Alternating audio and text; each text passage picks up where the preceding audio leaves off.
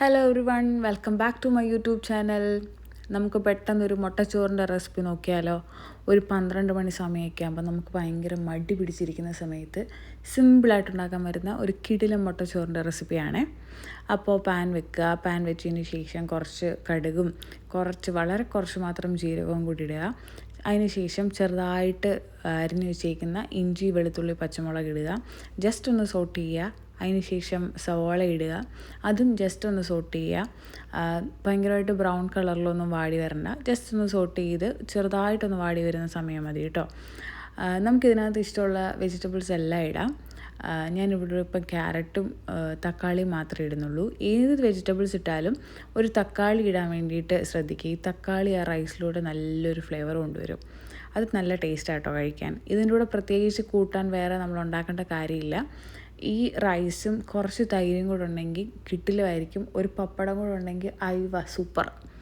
അപ്പോൾ ഞാൻ വെജിറ്റബിൾസൊക്കെ ആഡ് ചെയ്തു. ജസ്റ്റ് ഒന്ന് അടച്ച് വെച്ചൊരു 5 മിനിറ്റ്സ് കുക്ക് ചെയ്തിട്ടുണ്ട്.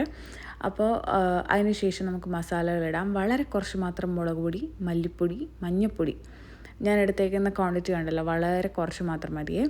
അതിനുശേഷം കുറച്ച് കുരുമുളക് പൊടിയും കുറച്ച് ഗരം മസാല ഞാൻ ഇട്ടിട്ടുണ്ട്. ഇത് നമ്മൾ ലാസ്റ്റ് ഒന്നും കൂടി ആഡ് ചെയ്യും. അതുകൊണ്ട് വളരെ കുറച്ച് മാത്രം ഇട്ടാൽ മതി. മസാലയ്ക്ക് ആവശ്യമുള്ളത് മാത്രം ഇട്ടാൽ മതിയേ. ഞാൻ ഓൾറെഡി റൈസ് കുക്ക് ചെയ്ത് വെച്ചിട്ടുണ്ട്. ഉപ്പിട്ടാണ് ഞാൻ കുക്ക് ചെയ്ത് വെച്ചേക്കുന്നത്. അപ്പോൾ മസാലയ്ക്ക് വേണ്ടിയിട്ട് മാത്രമുള്ള ഉപ്പാണ് ഞാൻ ഇതിനകത്ത് ആഡ് ചെയ്യുന്നത്. പിന്നെ ഈ മസാലയും വെജിറ്റബിൾസും ഒന്ന് മിക്സായി വരാൻ വേണ്ടിയിട്ട് വളരെ കുറച്ച് മാത്രം വെള്ളം ഒഴിക്കുന്നുണ്ട് നമ്മൾ. ആ വെള്ളത്തിൽ ഈ വെജിറ്റബിൾസും മസാലയും ഒന്ന് പെരണ്ട് വരുന്ന സമയം അത് മാത്രം നമ്മളൊന്ന് സോട്ട് ചെയ്ത് കൊടുക്കുക. അടച്ചു വെച്ച് വേവിക്കൊന്നും വേണ്ട. ഒന്ന് അതും ഈ മസാലയും ആ വെജിറ്റബിൾസും എല്ലാം കൂടി ഒന്ന് പെരണ്ട് വരുന്ന സമയത്ത് നമുക്ക് മുട്ട ആഡ് ചെയ്യാം.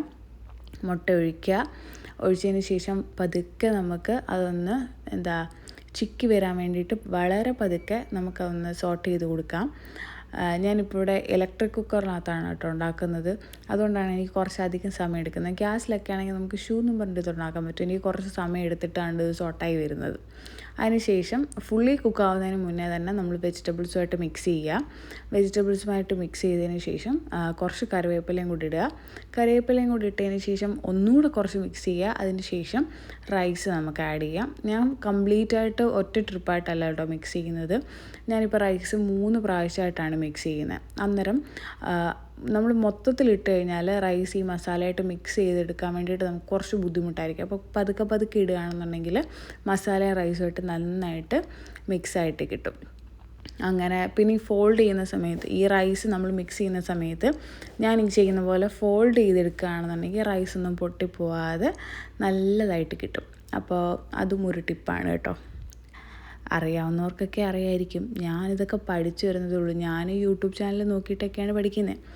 അതുപോലെ തന്നെ ലാസ്റ്റ് ഞാൻ റൈസ് ഇട്ട സമയത്ത് മിക്സ് ചെയ്യുന്നതിന് മുന്നേ കുറച്ച് കുരുമുളക് പൊടിയും കുറച്ച് ഗരം മസാലയും കൂടി ഞാൻ എക്സ്ട്രാ ആഡ് ചെയ്യുന്നുണ്ട്. പിന്നെ ഇനിയിപ്പോൾ നിങ്ങളുടെ കയ്യിൽ മല്ലിയിലയോ പുതിനയിലയോ അങ്ങനെയൊക്കെ ഉണ്ടെന്നുണ്ടെങ്കിൽ അതും ആഡ് ചെയ്യാം. ഒരു എക്സ്ട്രാ ഫ്ലേവർ ആയിരിക്കും. ഞാനിപ്പോൾ ഒന്നും ആഡ് ചെയ്യുന്നില്ല. നന്നായിട്ട് മിക്സ് ചെയ്തതിന് ശേഷം ഒരു 2 മിനിറ്റ്സും കൂടി ഒന്ന് അടച്ച് വയ്ക്കുക. അതിന് ശേഷം നമുക്ക് സെർവ് ചെയ്യാവുന്നതാണ്. നല്ല കിടിലൻ എഗ് റൈസിൻ്റെ റെസിപ്പിയാണ്. അപ്പോൾ വീഡിയോ ഇഷ്ടപ്പെട്ടെന്ന് വിശ്വസിക്കുന്നു. Like, share and subscribe for more recipes. Thanks for watching.